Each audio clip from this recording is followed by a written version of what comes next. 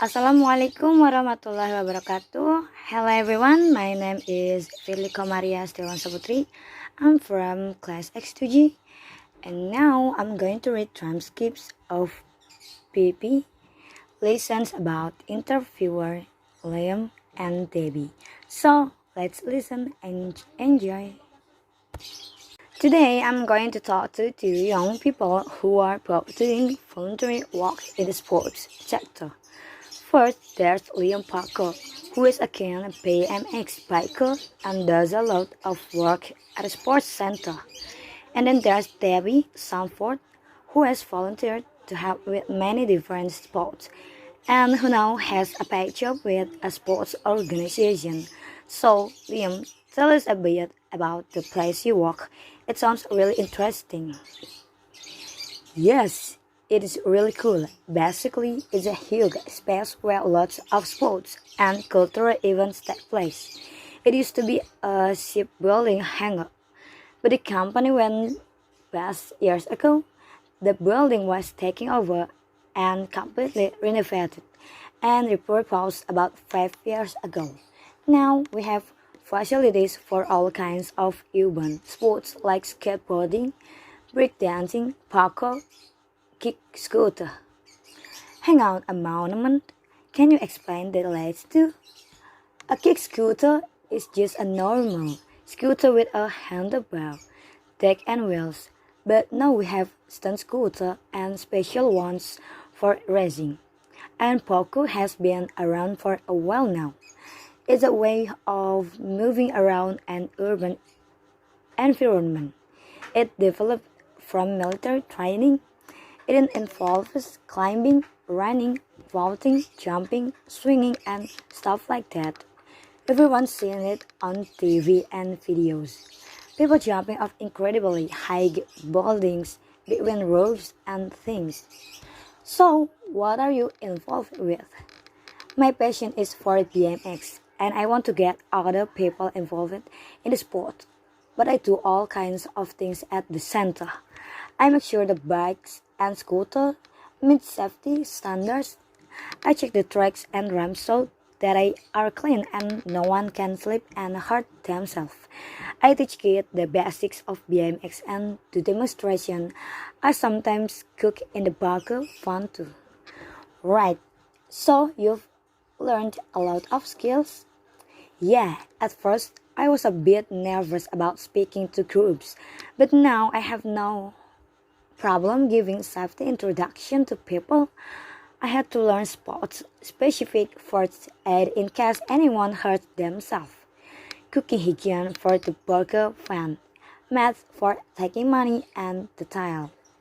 I've had a lot of training in different areas and gained useful certificates.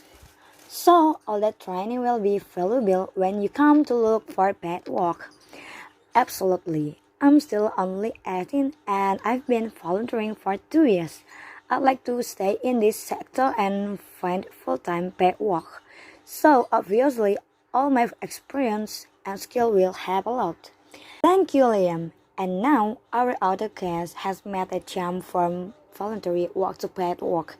Debbie, you've been involved in many different sports in your 22 years, haven't you? Yes, quite a few. I started off playing football and country level and then got into coaching.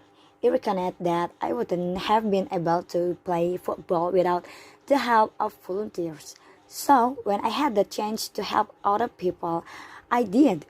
Then I started a degree in sport development and I realized that lots of people like me would soon have a degree and be looking for a job and I need more experience to compete with them all. So, you volunteered again? Yes, I spent a year helping with an online sport volunteering bureau and volunteered at various events including a cricket tournament, a table tennis, a championships, and a half marathon. Wow, that's a lot of experience. Yes, I must add that I don't actually play cricket or table tennis myself, though I do run. You don't have to be an expert in a sport to volunteer. There's lots of jobs that need doing. And now you finish your degree and you're working. That's right. I wrote my dissertation on the retention and recruitment of volunteers. And now I manage volunteers for an organization promising swimming. I also organize events at a national level. I would never have got the job without all my volunteering experience. It helped me loads. And finally, a question for you both. Do you think we something exploit volunteers in this country? Are they doing things for free when they ought to be getting paid?